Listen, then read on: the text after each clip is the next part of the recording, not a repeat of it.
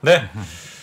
그러면 오늘 시장 이야기부터 먼저 나눠보도록 하겠습니다. 박근형 부장님 어서 오십시오. 네, 안녕하십니까. 네, 반갑습니다. 반갑습니다. 네, 점점 깨끗해지고 계십니다. 그러네요. 예, 얼굴에 자국이 점점 없어지고 있습니다. 저번 주보다는 훨씬. 예. 네. 이제 세수도 이제 편하게 하고 계신 거죠? 네, 뭐 세수할 때는 이제 피부에 자극을 주지 않기 위해서 클렌싱 밀크를 써야 되거든요. 예. 아, 그래요? 네, 밀크. 그렇습니다. 클렌징 밀크는 또 뭐예요? 그러니까 거품이 없어요, 그거는? 네, 거품 없고요. 네. 이제 우유를 얼굴에 바르는 것 같은 느낌이 로션 같은 느낌의 클렌싱 그래요? 있어요. 밀크를 쓰셔야지 자극이 없습니다. 아, 그렇습니까? 네. 알겠습니다. 자, 하여튼 이 모든 일들은 투자를 위한 어떤 체험, 이렇게 우리가 좀 이해해 주시면 좋겠습니다. 자, 그러면 오늘 시장 전체적인 분위기부터 한번 짚어보고 넘어가겠습니다. 네, 코스피는 마이너스 6.6포인트 정도 하락 출발했습니다. 시초가가 2,602포인트 수준으로 이야기를 했는데요. 외국인은 선물 매수만, 그리고 기관은 코스피 200과 선물 매수 출발을 보였습니다. 미중 관계 개선 기대감 속에 경색된 한중 관계도 개선될 수 있다는 기대감이 형성됐습니다. 그러다 보니까 화장품, 면세점, 카지노, 여행, LCC, 게임, 엔터 콘텐츠, 미용기기, 임플란트, 보톡스 이렇게 중국 관련된 소비재들이 많이 올라왔습니다. 오늘이요? 시초가부터 이제 그쪽이 강했고요. 네. 또한 오늘 중국의 금리 인하 기대감에 경기 부양책 선반영으로 화학, 조선, 해운, 건설기계, 전력기기, 신재생 에너지 이렇게 이제 강세가 나타났습니다. 다만 이제 9시 30분 기준 외국인들이 1,000억 원대 선물 순매도 전환하면서 코스피는 2,600포인트를 잠시 하향 이탈하기도 했는데요. 반도체와 대형 IT 그리고 2차전지 대형주 하락이 원인이었습니다. 조용세를 보이던 시장이 에코프로 그룹주, LNF 등의 2차전지 소재가 잠깐 반등으로 나오면서 코스닥이 잠시 상승 전환하기도 했는데요. 10시 30분경 중국의 6월 LPR 10bp 정도의 인하 발표가 나왔습니다.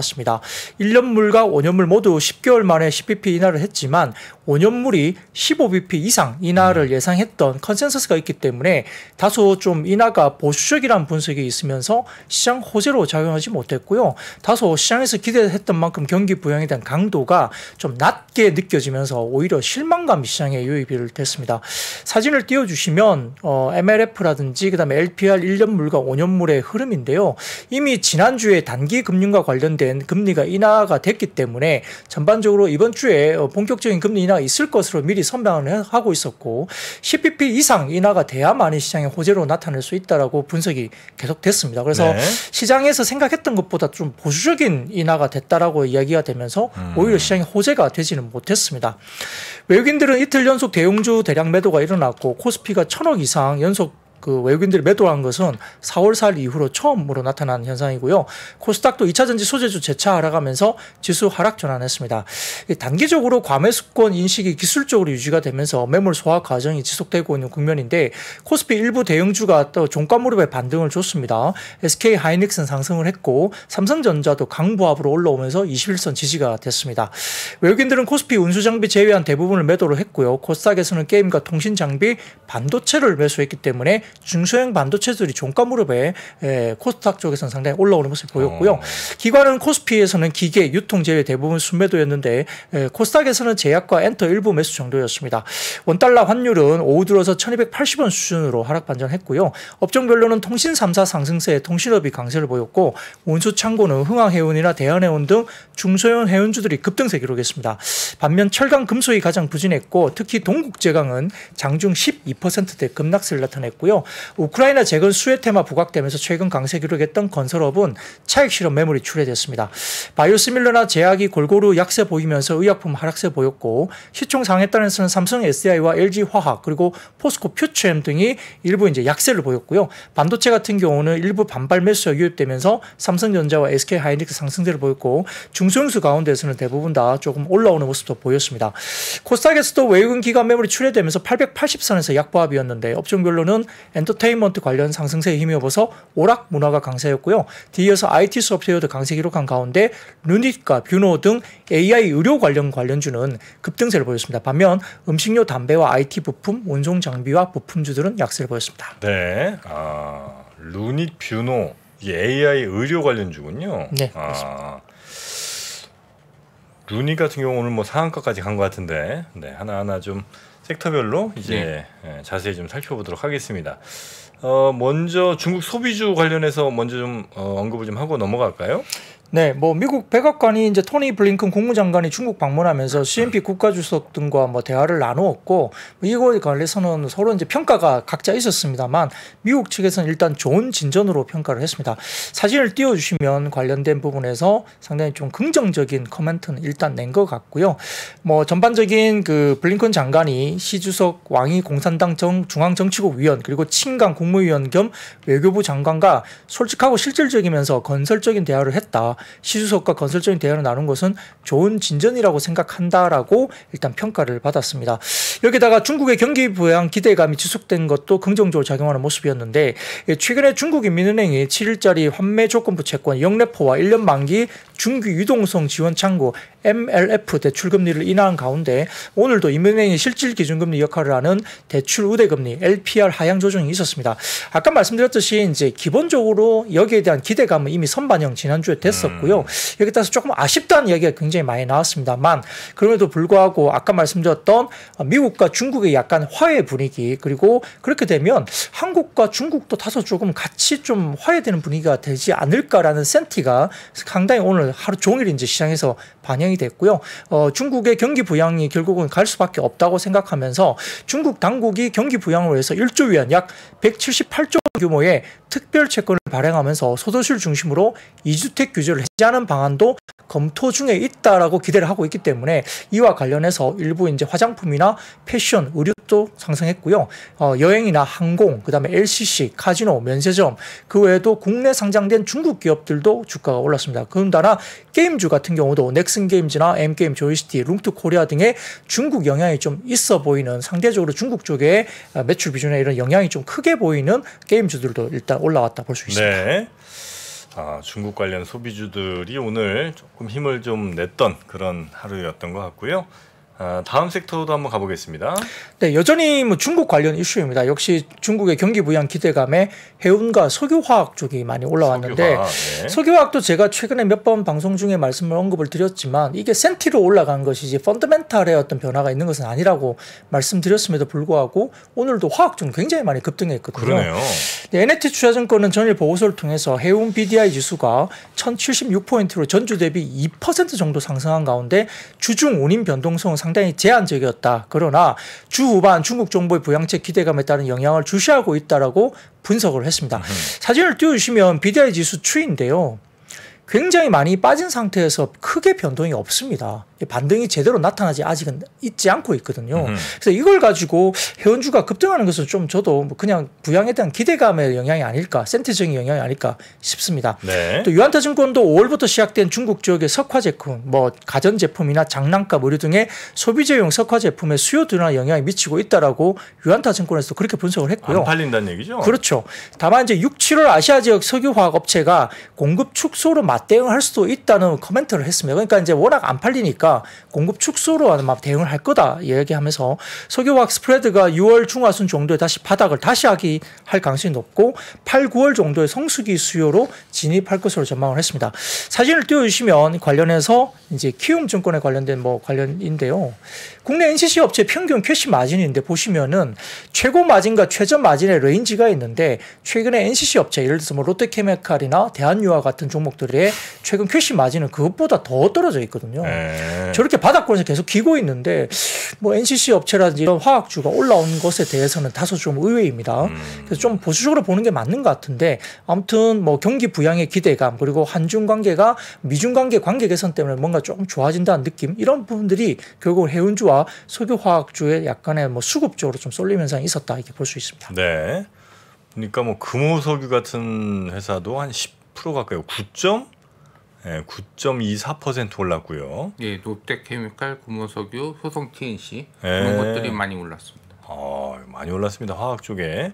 근데 이게 우리 부장님 말씀으로는 아직까지 실적이 막 턴어라운드를 한다든지 뭐가 나타난 건 아닌데. 네, 전혀 아니죠. 심리적으로 좀 움직인 것 같다는 말씀이신 거죠? 그렇죠. 오히려 보면 2차 전지하고 반도체가 조금 쉬면서 이제 경기 관련된 경기 민감주가 올라간 거거든요. 근데 보면 오늘은 철강주는 또 빠졌어요. 최근에 철강주도 괜찮게 올라가다가 빠졌기 때문에 이 민감 업종 중에 그래도 좀 눌려있던 쪽으로 약간 수급이 조금 들어가는 모습이 보였는데, 예, 전형적으로 이제 시장이 좀 쉬어가니까 못 올랐던 섹터에 대한 뭐 약간 수급의 순환매가 아닌가 싶은데 펀더멘털이 좀 아직은 약하기 때문에 이 부분을 따라가기는 좀 어렵고요.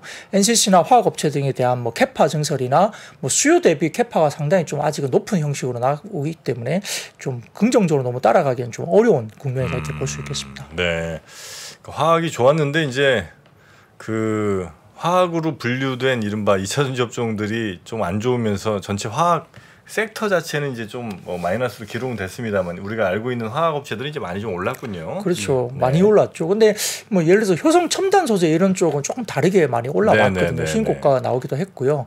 그런 쪽은 이제 아라미드나 뭐 타이어 코드 이쪽이 상당히 또 좋아지는 거고, 약간 전기차 소재로 뭐 분류가 될 수도 있습니다. 풍력이나 이런 쪽도 마찬가지고 약간 뭐 그 효성 첨단 소재는 조금 다른 식으로 보는데요. 그래서 뭐 효성 TNC라든지 뭐 우리가 이제 뭐 스판덱스나 이런 쪽은 아직까지는 조금 수요가 올라오기에는 살짝 미미한데 어쨌든 그런 종목들도 마찬가지고, 아까 말씀드렸던 국내 순수 NCC 업체의 평균 캐시 마진도 완전 바닥권에서 아직은 탈피를 아예 못하고 있습니다만 주가들이 올라온 것은 다소 좀 센티적인 부분이 있지 않을까 싶은 생각이 듭니다. 자, 그리고 반도체 관련주들도 좀 올라갔습니까? 네, 뭐 아침까지는 삼성전자도 별로 이제 마이너스권에 있었고요. 그다음에 일부 소부장들도 마이너스로 계속적으로 좋지 못한 모습이었는데 오후장 들면서 그래도 반도체 소부장도 꽤 올라왔고, 그리고 하이닉스는 1%대 플러스권으로 끝났고요. 그래서 신한투자증권이 또 보고서를 통해서 이번 반도체 사이클의 업황과 주기 변곡점이 예상보다 앞당겨질 것으로 다시 리포팅을 했습니다. 더군다나 최근에 하이엔드 제품인 DDR5와 HBM3 등에서 예상보다 빠른 수요가 확대된다고 확인되고 있다라고 리포팅을 또 했는데, 지금 사진을 먼저 띄워주시면 신한투자증권에 추정되는 DDR5 침투율 전망입니다. 이번 뭐 2분기, 3분기 지나면서 4분기가 DDR5가 26%까지 침투를 할 것으로 보이고, 내년 연말에는 48%까지 거의 절반 이상 DDR5로 대체될 것으로 이제 전망을 했거든요. 그에 따라 이제 당초 예상의 뭐 3분기 대비 빠르게 2분기가 업황 변곡점으로 예상된다고 하면서 DDR4가 현물가 반등보다 앞선 2분기 생산업체들의 평균 판매 단가 반등이 이번 다운 사이클의 종료에 대한 구조적 증거로 작용할 것이라고 이야기를 했습니다. 다음 사진 보여주시면 그 신한투자증권에서 추정하는 상대 수요 회복의 양상을 이제 표로 그린 건데, 쉽게 말하면 이렇게 약간 이 보랏빛으로 보이는 쪽이 수요가 빠지면서 공급이 빠지는 국면으로 보이는 거고요.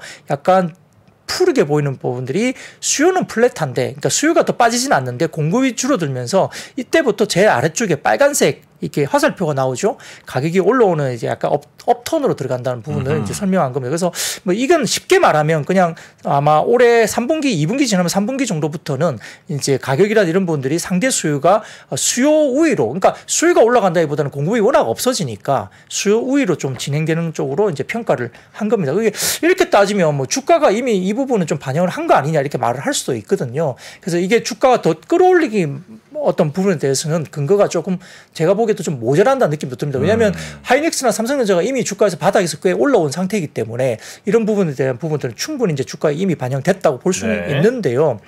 다만 삼성증권의 리포트가 저는 좀 더 뭐 다가오는 부분이 분명히 있습니다. 그 내용을 약간 말씀드리면 1년 반을 기다려온 가격의 반등이다. 거기에는 HBM이 그 가운데 중심에 있다라고 평가한 보고서가 나왔습니다. 오히려 이게 좀 더 주가에 대한 업턴을 이야기할 수 있는 이야기를 볼 수 있는데, 주가에 대한 고민이 최근에 이제 주가는 올랐는데 디램 가격은 형식적으로는 오르지 않고 오히려 빠지고 있다는 거죠. 수요 전망도 아직은 불확실하기 때문에 과거 지금 하이닉스 주가가 더 오르기 어렵다고 보고 일부 이제 차익 실현을 하는 투자들이 있는 이유가 여기에 있다라고 평가를 일단 했습니다.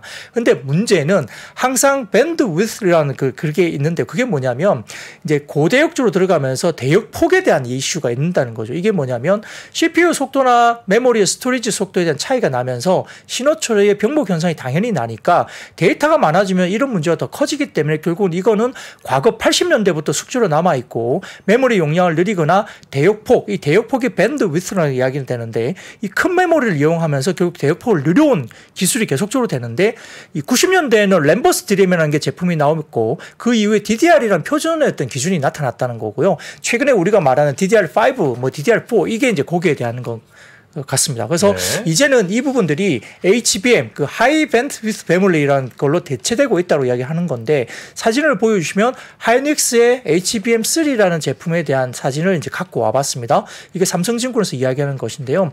이게 하이닉스의 HBM3 내부 구조인데 이 보시면 쉽게 말하면 적층을 이렇게 굉장히 높게 쌓는다는 겁니다. 층을 굉장히 많이 쌓았죠. 오른쪽에 보시면 그죠. 근데 구멍을 뚫어가지고 이렇게 적층을 계속 하는 거죠. 그래서 DDR5는 그러니까 HBM과 고용량 DDR5는 모두 후공정단에서 와이어로 연결하는 것이 아니라 TSV라는 기법, 그러니까 이제 트루 실리콘 비아라는 공정을 사용해서 칩을 여러 개 쌓고 많은 구멍을 뚫어서 서로 연결하는 기술을 나타내는데 여기 때문에 뭐 본딩이나 패키징 이런 기술들이 상당히 많이 지금은 주목을 받을 수밖에 없거든요. 네. 그래서 중소형주 가운데서 최근에 보면 뭐 한미 반도체라든지 뭐 하나 마이크론이라든지 여러 가지 본딩이나 패키징 관련된 종목들이 주가가 상당히 좋습니다. 그런 부분들이 여기에 대한 기술적인 부분이다 이야기되는데 결국은 하이닉스가 이 부분들이 재무적인 어려움에도 불구하고 이미 기술 개발이 빨리 돼 있었고 미래 먹거리에 대한 투자가 잘 되어 있다라는 평가를 하면서 아마 엔비디아의 GPU가 SK 하이닉스의 HBM3가 들어가고 삼성전자는 3분기 정도부터 구글 쪽에 HBM2라고 불리는 제품이 탑재 예상되고 4분기에는 삼성전자도 엔비디아향 HBM3가 확산이 예상된다고 이야기를 했습니다.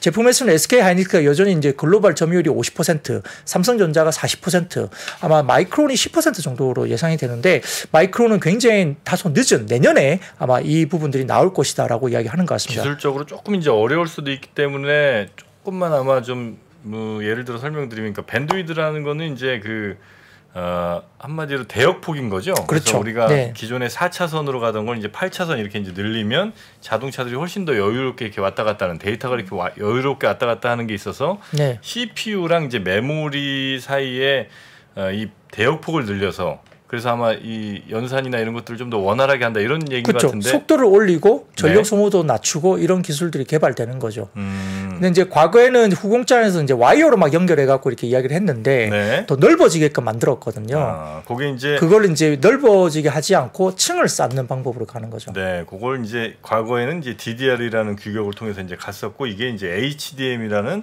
새로운 형식으로 이제 지금 시장의 주류로 이제 갈 것 같다 이런 말씀이신 거 그렇죠. 아니에요? 그게 이제 TSV라는 이제 공정을 이용한다는 겁니다. 네. 패키징이나 뭐 적층 구조 관련된 본딩 기술도 마찬가지고 그런 것들에 대한 뭐 구멍을 뚫어서 연결하는 기술. 아까 제가 사진 보여드렸던 뭐 적층이 이제 그게 사진으로 나온 쪽이 설명되는 부분이 그거거든요. 네. 여러 층을 쭉 쌓아서 구멍을 뚫어서 연결해 버려 갖고 적층하는 구조로 가는 거죠. 근데 이게 굉장히 어렵다고 해요. 이 기술을 관련해서는 이제 마이크론도 내년 정도 돼야지 아마 HBM3E가 목표로 캐파가 늘어난다는 것인데 네. 아무튼 뭐 하이닉스나 삼성전자가 이 얘기에 관련했고요.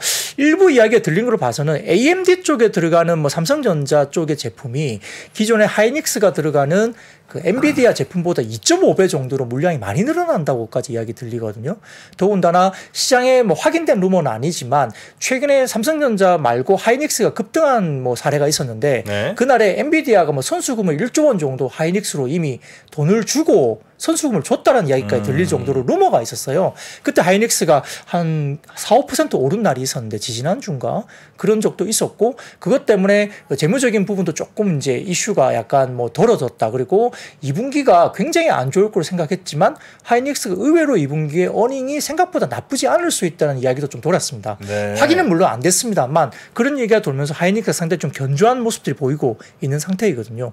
그러다 보니까 실질적으로 지금 중소형주 가운데서도 이와 관련된 HBM이나 TSV 관련된 아까 말씀드렸던 본딩, 패키징 이런 관련된 기술을 가진 종목들이 꽤 좋은 모습을 보이고 있고 뭐 이수 페타시스라든지 아니면 뭐 아까 한미 뭐 반도체 뭐 하나 마이크론 뭐 이런 관련된 종목들이 등등등 관련된 종목들이 상당히 지금은 상당히 좋은 흐름을 나타내고 있다고 볼 수 있습니다. 수공정 업체들이 그래서 이렇게 막 최근에 가격 급등들이 막 나왔던 네, 거군요. 패키징하고 그런 것들이 기법이 네, 맞습니다. 그러다 보니까 최근에 이제 고용량 128GB DDR5 수요가 늘고 있고 신제품 굉장히 비싸다고 하는데 삼성증권에 따르면 예를 들어서 DDR4가 1GB에 20센트 정도라면 HBM은 1.2에서 1.3달러 그리고 128GB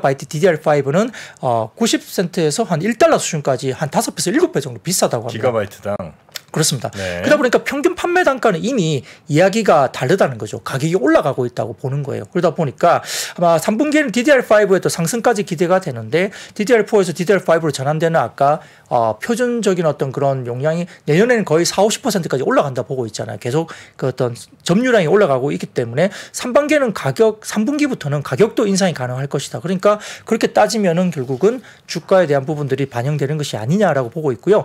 하이닉스는 HBM이 연말에는 매출 기준으로 전체 10% 넘길 것으로 예상했고 DDR5도 2분기에 PC 기준으로 30%, 서버 기준으로는 40%를 예상하고 있고 하반기에는 기존의 DDR4를 넘어설 것으로 삼성증권에서는 추정을 했습니다.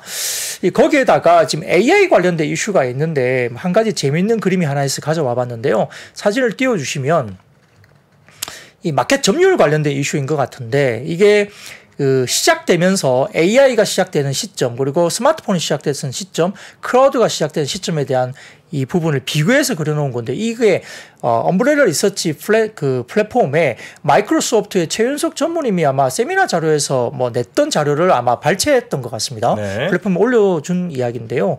이게 보면 실질적으로 스마트폰보다 더 빠른 속도로 아마 AI가 침투할 것으로 마이크로소프트의 어떤 최윤석 전무님이라는 분이 아마 세미나 자료에서 이렇게 전망 자료를 낸 것 같아요. 그걸 발췌한 것 같은데 그래서 AI 단기 테마보다는 뭐 빅 웨이브로 봐야 된다는 의미이고 생각보다 이 침투율 이 전망이 AI 인공지능 관련된 AI 쪽이 상당히 스마트폰의 침투율보다 훨씬 빠르게 나타날 것이다.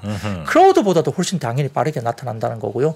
아마 3년 차 같은 경우까지는 스마트폰이나 뭐 클라우드하고 비슷한 수준으로 가겠지만은 4, 5년 차 정도부터는 급격하게 AI 인공지능 시장이 굉장히 열린다고 아마 보는 것 같습니다. 네. 결론적으로는 AI가 반도체 업황을 돌릴 수 있다. 뭐 그런 기대감으로 반도체 주식이 올랐고 네. 또 하반기에도 그런 기대감이 좀 반영될 수 있다. 뭐 그렇게 보시면 될 것 같습니다. 네.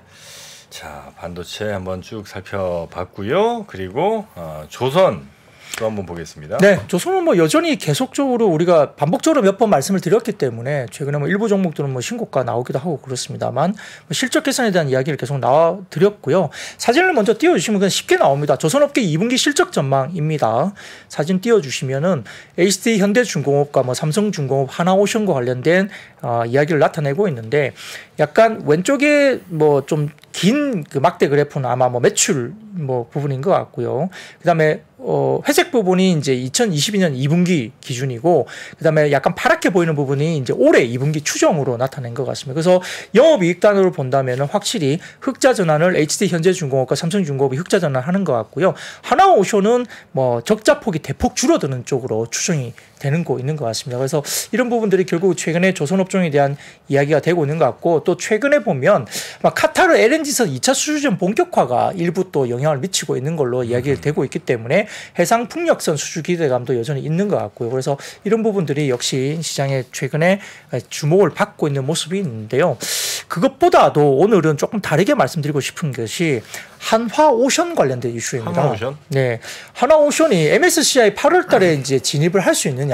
거기에 이제 수급적으로 편입이 되느냐 이슈인 거거든요. 하나오션이. 그래서 그 하나증권에서 오늘 한화오션 관련된 MSCI 8월 달에 편입 이슈에 대해서 이제 코멘트를 장중해 냈는데, MSCI 관련된 편입 기준이 시총으로 봐서는 기준이 4조 3천억 정도, 그리고 유동 시총 기준은 1조 5천억 정도인데 에코프로는 시총이 20조 6천억 정도, 유동 시총이 15조 4천억 정도이기 때문에, 그리고 JYP 엔터가 4조 8천억 정도의 시총, 그리고 유동 시총이 3조 9천억 이상이니까 무난히 편입 가능하다는 그 오전에 이제 코멘트가 나왔습니다. 그러니까 8월 달에 MSCI가 에코프로와 JYP 엔터는 들어간다는 이야기예요. 기준으로 봤을 때 무난하다는 네. 건데, 하나오션이 이슈로 부각되고 있는데 시총이 전일 기준으로 7조 2천억으로 일단 시총 기준으로서는 4조 3천억을 넘었기 때문에 무방하지만 유동 시총이 다소 좀 부족한 상태였다. 그래서 오늘 하나오션의 MSCI 측 유동 비중은 35%인데 업데이트 기간이 3개월로 딜레이 되면서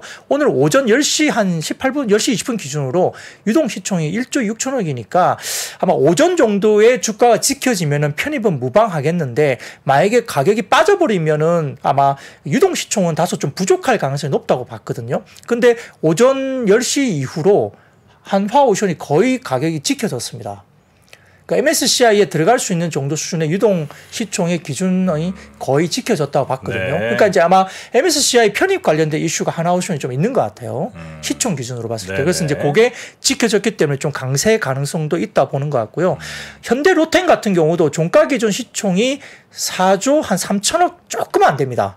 4조 2,950억 정도 되거든요. 네. 아까 이제 말씀드렸던 시총 허들이 4조 3천억 정도를 받잖아요. 근데 현대로템이 4조 3천억 거의 근접했습니다. 그러다 보니까 이제 시총 기준으로 봐서는 약간 거의 간당간당한데 현대로템도 이제 MSCI 편입 관련된 8월달 편입 관련된 기준치에 거의 부합한 기준으로 오늘 종가가 올라왔습니다. 네. 유동 시총은 2조 9천억으로 허들을 이미 상회했기 때문에 현대로템은 종가 기준 시총 4조 3천억에 거의 근접해서 네.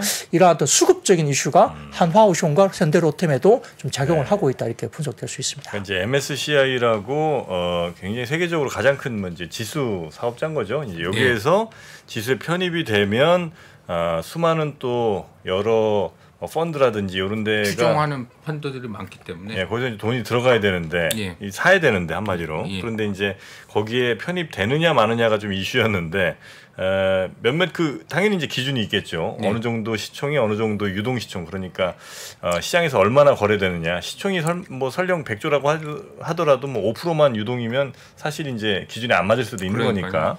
근데 이제 지금 한화오션 같은 경우는 유동 시총이 한 1조 6천억 원 정도가 되니까 만약에 요 정도 주가가 유지되는 상황이면 기준은 통과하는 거다. 네. 아마 그래서 이제 MSCI에 들어가느냐 마느냐 요거와 관련된 관심들이 좀 많이 있었던 그런 얘기를 아마 좀 풀어 해주신 것 같습니다. 그렇죠. 네, 근데 그게 들어가면 이제 추종 패시브 자금이 들어온다고 생각하고 네. 미리 선취매를 하는 뭐 펀드라든지 수급이 또 들어올 수 있기 때문에 주가에는 상당히 긍정적일 수 있는 이벤트가 될 수 있습니다. 네.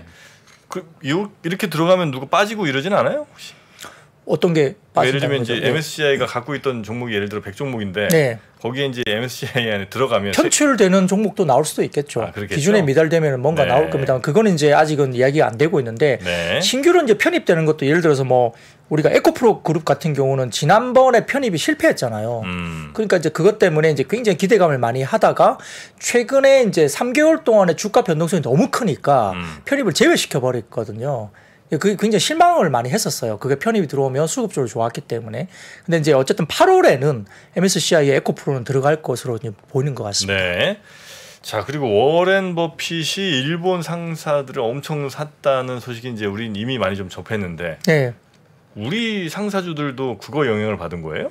이제 뭐 결국 이제 워렌 버핏이 이제 일본 쪽에 상사를 많이 사다 보니까 국내 상사주에 대한 뭐라 그럴까 뭐 약간 기대감이나 뭐 같이 뭐 국내 상사도 좀 뭐 주가가 좋아야 되는 거 아니야 뭐 이런 생각을 시장에서 그냥 센티적으로 할 수밖에 없는 상황인데 일단 뭐 버크셔가 이제 각각의 무역 상사에 대한 지분율을 최대 9.9%까지 또 추가적으로 늘릴 것이라고 밝혔기 때문에 뭐 여러 가지 부분에서는 조금은 뭐 이슈가 좀 되는 것 같은데요. 다만 이제 다음 사진이 좀 더 제가 보기에는 좀 설명하기에 좀 맞는 것 같습니다. 사진을 보여주시면 이 석탄 가격 흐름과 LX 인터내셔널의 흐름을 보여주는 건데요. 이게 약간 푸른색의 실선이 호주 뉴캐슬탄 석탄 가격에 대한 흐름이고요. 네. 검은색 실선이 LX 인터내셔널의 최근의 주가 흐름입니다.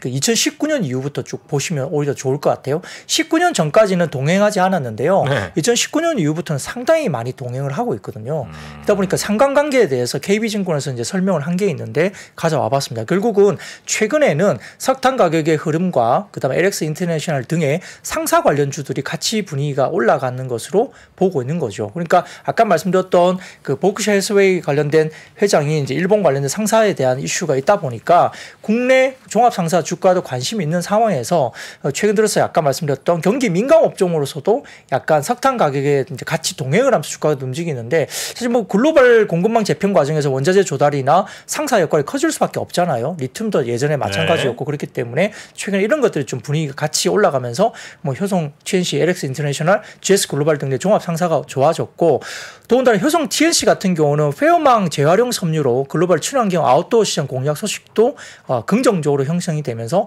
효성 TNC도 주가가 좋았다 볼 수 있습니다.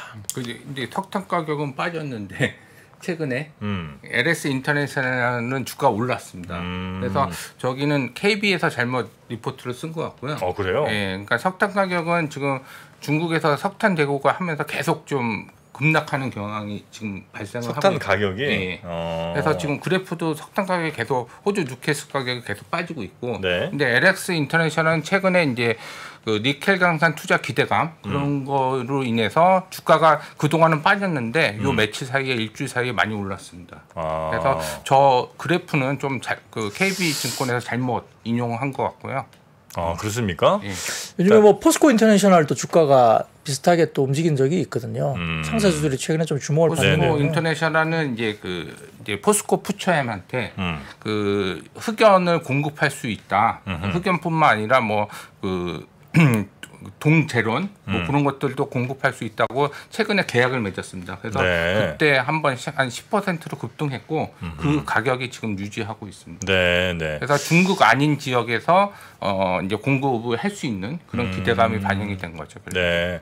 LX 인터내셔널 지금 주가 차트를 쭉 보니까 한 작년 9월쯤에 한번 쭉 고점 찍었다가 쭉 흘러내렸다가 최근에 한 3개월 사이에 다시 좀 올라가고 있는. 그게 왜 그러냐면 네. 석탄 비중이 높습니다. 그래서 네. 작년도에 네. 영업이익이 1조 정도 네. 석탄 가격이 상반기까지 올랐기 때문에 거의 한 7월달 8월달까지 아까 이제 그래프 보시면 올랐기 때문에 영업이익이 거의 1조 정도 되는데 올해는 영업이익이 한 6천억 정도 한데 아까 말씀드렸듯이 그래프에서 보는데 석탄 가격이 그만큼 빠져서 네네. 주가는 빠졌다가 지금 최근에 이제 인도네시아 니켈 강산 투자 가능성 그 다음에 포스코 인터내셔널은 중국 제한 그 원자재들을 조달해서 포스코 푸처엠에 갖다 줄 수 있다는 그런 기대감이 반영된 거죠. 네네네. 하여튼 원자재 가격들 뭐 하여튼 미국, 일본에는 그 상사주들에 대한 그 투자가 굉장히 많이 좀 들어가긴 한 것 같은데 우리 상사주들로도 좀 이어지는지는 뭐 조금 시간을 두고 한번 살펴보도록 하고요. 폐어망을 또 재활용해서 이걸 또 의류에 사용하는 뭐 그런 것들도 있군요. 네, 현송 그룹들은 네네네. 뭐 여러 가지 뭐 신재생 관련된 여러 가지 뭐 소재들을 많이 하는 그룹이기 때문에 알겠습니다. 예, 지켜볼 필요는 있고요. 특히 이제 효성 첨단 소재가 네. 2차전지 소재로서도 그렇고 풍력이나 태양광 쪽 뭔가 연계가 된 게 많기 때문에 뭐 상당히 좀 급격하게 성장할 수 있을 것 같아요. 타이어 코드라든지 이런 쪽도 마찬가지고 상당히 좀 지켜볼 필요가 있는 종목으로 보입니다. 네. 자, 그리고 풍력도 한번 보겠습니다. 네, 역시 이제 뭐 다올투자증권 보고서가 또 나왔는데 우리가 이제 여름 엘니뇨 계속 이야기 나오잖아요. 지구 온난화 더 심해지고 슈퍼 엘니뇨 온다. 그래서 슈퍼 엘니뇨 이야기하면서 제가 이제 뭐 밀 가격도 그래서 좀 하향 안정화될 가능성이 높다. 뭐 이야기를 계속 몇 번 드린 것 같고 그러다 보니까 결국 풍력과 태양광 발전이 이산화탄소 1톤을 20달러 이하의 비용으로 감소시킬 수 있다. 그래서 타 기술 대비 상대적으로 저렴하게 탄소 배출 감축을 하기에 기여할 것으로 된다라고 다올투자증권이 보고서를 낸 거예요. 뭐 지금은 탄소 배출 감축이 이제 뭐 탄소 뭐 넷제로 뭐 이런 이야기가 계속 나오기 때문에 2050년까지 저희 목표를 가지고 있는 것은 최근에 제가 뭐 어떤 자료를 가져와서 이제 표식으로도 제가 보여드린 적이 있는데 그 목표로 이제 글로벌리 간다는 거죠. 그래서 이 재생에너지 연간 신규 설치량이 지난해 설치량의 약 3배까지 증가하면서 2030년까지 매년 1200기가와트 규모가 설치돼야 한다고 일단 다올투자증권에서는 분석을 했습니다. 또 이제 뭐 에너지 관련된 IEA가 올해 신규 재생에너지 설치량을 460기가와트로 전망하면서 재생에너지 섹터별 선호도는 풍력이 가장 높다라고 평가를 했고요. 풍력 같은 경우에 코로나에서 뭐 공급이나 운송 차질 때문에 프로젝트가 지연되기도 했는데 2023년에서 24년은 이연 소유가 더해지면서 설치량이 반등이 될 것이고 아울러 풍력 터빈의 업체의 수주도 회복되고 있기 때문에 원가나 뭐 물류비 하락으로 뭐 터빈 가격도 하락세에 있어서 발전 사업들의 수익성 확보가 충분히 가능하다라고 풍력 관련 리포트를 낸 겁니다. 사진을 띄워주시면 그냥 간단합니다. 첫 번째 사진은 지역별 태양광 신규 설치량 전망이 당연히 2022년 이후 24년 급격하게 좀 올라가기 시작하면서 30년까지 좀 많이 올라가고요. 결국은 미국 지역보다는 지금 중국 쪽에 많이 나타나고 있고 기타 지역도 많이 나타나죠. 그리고 뭐 다음 사진 보시면 지역별 풍력 신규 설치량 전망도 보시면은 역시나 2023년 4년 넘어가면서 꾸준하게 올라가는 모습이 보입니다. 그래서 뭐 이런 것들이 이제 다올투자증권의 아주 긴 리포트로 이제 형성되어 있는 부분이요. 유니선, 뭐 대창 솔루션, 3일 CNS, 뭐 동구 SNC 등등에 관련된 종목들이 올라왔다 볼 수 있습니다. 네. 오늘 CS 윈드는 좀 빠졌군요. 한 2% 정도 이제 빠지긴 했습니다. 아침에 좀 많이 올랐다가 그래요? 예, 뭐 정강 후약타. 그렇습니다. 네. 신재생 쪽은 풍력은 또 길게 봐야 되는 프로젝트이기 때문에 그렇겠죠. 예, 항상 이렇게 또 오르다가 윗골이 달리고 오르다가 윗골이 달리고 많이 그런 모습 많이 보여주고 있죠. 네. 그래도 지난 한 1년 쭉 한번 보니까 한 4만 5천 원부터 많이 올라왔네요, 그죠? CS 윈드요? 네. 갖고 계십니까? 아예 팔았죠. 팔았습니까? 네. 얘를 제가 얼마쯤 팔았더라? 하여튼 제가 얼마에 샀냐면 83인가? 오. 네, 그 정도 샀다가 지금까지 갖고 있었으면 플러스네. 근데 이제 하도 안 올라갔고 한 대충 한 7만 몇천 원에 아마 파는 것 같아요. 7만 뭐 한 1, 2천 원? 이 정도 때 아마 팔지 않았나 싶습니다. 정확한 기억은 아닌데 대략 뭐 그 정도로 기억하고 있습니다. 자, 그리고 하여튼 요 정도 가격대 이제 산 게 많아요. KMW도 그렇고. 그리고 제가 7만 몇천에 샀나 8만 3천에 샀나 살짝 헷갈리는 게 네. 그 가격대 산 게 좀 몇 개가 있거든요. 네. 그 비슷한 시기에. 그러니까 이제 한참 좋아서 올라갈 때 좋다고 듣고 아마 따라서 사신 거라고 보이거든요. 그랬겠죠. 섹터별로 보면 네. 그런 느낌이 많이 듭니다. 한때 참 좋았는데. 그래도 이 친구는 아주 속을 많이 썩인 건 아닌 게 뭐 그렇다고 막 15,000원 이렇게 떨어지진 않았고 네. 뭐 한 8만 얼마 하다가 뭐 6만 얼마 뭐 요 정도 하다가 다시 이제 아마 올라간 것 같아요. 그렇죠. 5만 몇천 원 요 정도 KMW가 아직도 못 올라오고 있죠. 많이 떨어져. 거기 이제 헤어졌습니다. 네, 헤어졌습니다. 헤어졌는데 왜 안 오를까요? 다산부터 먼저 가더라고요. 다산 점상을 네. 상한가를 2번 정도 최근에 봤죠.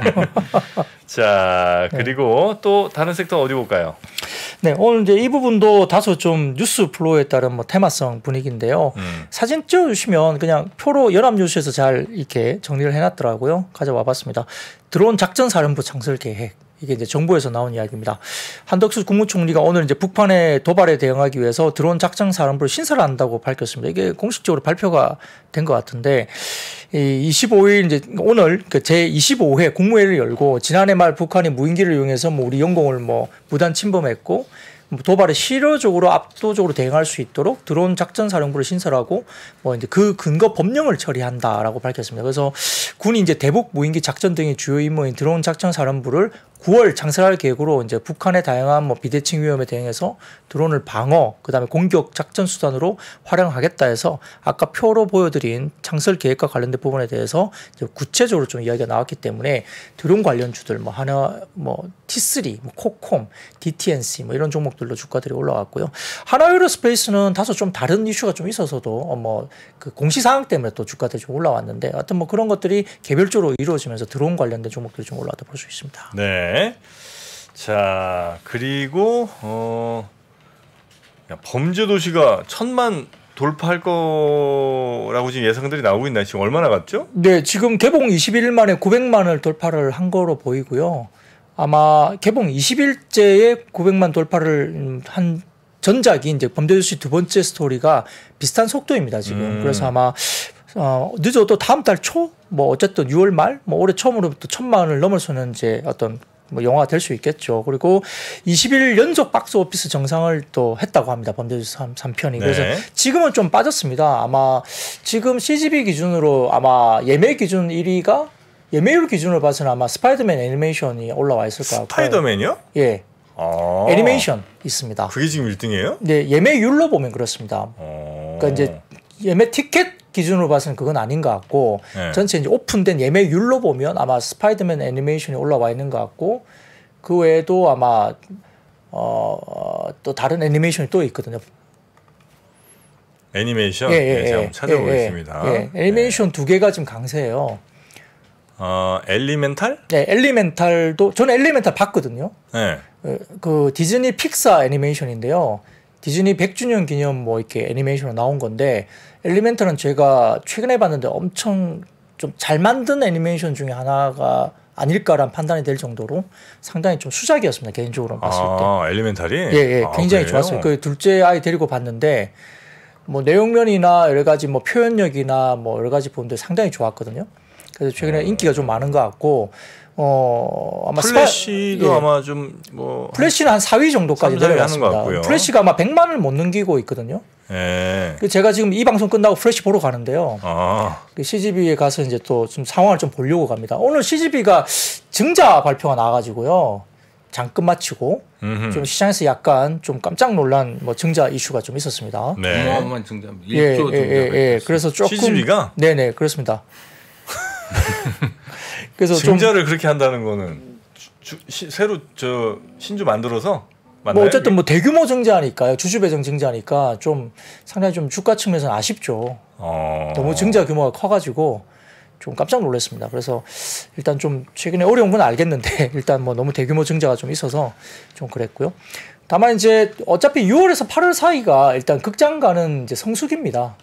그렇기도 하고 지금 여러 이제 작품들이 또 예정이 되어 있는 게 뭐 예를 들어서 뭐 미션 임파서블 신작이라든지 뭐 조금 이제 마지막으로 보이는 듯한 느낌의 인디아나 존스 신작도 이제 예정돼 있고 그 외에도 뭐 여러 가지 허리우드 신작들이라든지 국내 관련된 신작들 대작들도 꽤 많이 이제 지금 대기하고 있거든요. 그러다 보니까 류승환 감독의 신작도 아마 이번에 나올 것 같고 굉장히 좀 대작들이 좀 많이 있습니다 국내도. 그러니까 6월에서 8월 사이에 굉장히 좀 활발한 어떤 작품들이 나오기 때문에 또 성수기를 맞이해서 일부 이제 뭐 쇼박스나 컨텐츠를 중앙이나 이런 쪽에 뉴 이런 종목들도 좀 어떻게 될지 좀 지켜볼 필요는 있는데 단기적으로는 어쨌든 좀 실적은 좀 올라올 것 같아요.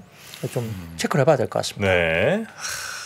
야 진짜 뭐 대작 혹은 뭐 이런 것들이 이제 곧 나오는 것 같은데 야, 확실히 이제 트랜스포머도 많이 사람들이 기대를 이제 안 하는 것 같고 왜 옛날엔 트랜스포머 한 2, 3까지만 해도 인기 좋았는데 그렇죠. 그때만 해도 한 700만 정도 보지 않았나요? 트랜스포머 최초에 나왔을 때는 그 정도 뭐 그랬을 것 봤거든요. 같아요. 1, 2, 3 뭐 이거는 그래도 괜찮았는데 예, 근데 이제 뭐 계속 이제 좀 기대감이 떨어졌고. 네, 너무 또 근데 아마 미션 임파서블은 워낙 뭐 톰 크루즈 내한 이야기도 있고 하다 보니까 또 주목을 받을 것 같고요.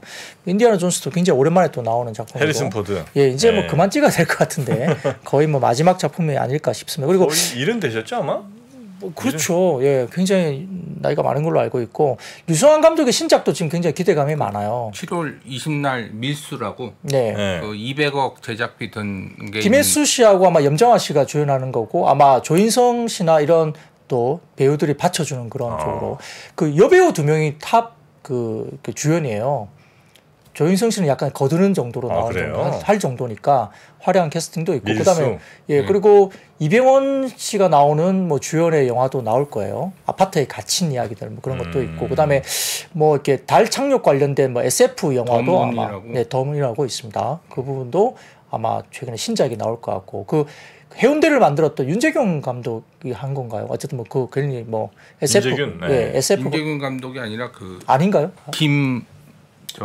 천만 그 쌍천만 감독. 아 그 저기 뭐죠 신과 함께를 만들었던 예, 만들었던 그 감독인가 예 맞습니다 예 감독 맞습니다. 그래서 SF 영화인데 더 문 그러니까 달 관련된 SF 관련된 이야기도 하고 좀 생각보다 좀 대작들이 많이 나옵니다 국내 이야기들도. 예, 그러니까 우리나라 SF 영화군요. 예. 그래서 네, 뭐 김용화 감독. 김용화 감독 네. 이름을 생각해요. 죄송합니다. 네. 예. 쌍천만만 생각나. 네, 하여튼 올 여름에 대작들의 경쟁 과연 다시 사람들이 극장으로 많이 좀 달려가게 될지. 그러니까 이제 한국 영화가 좀 잘 돼야 될 텐데.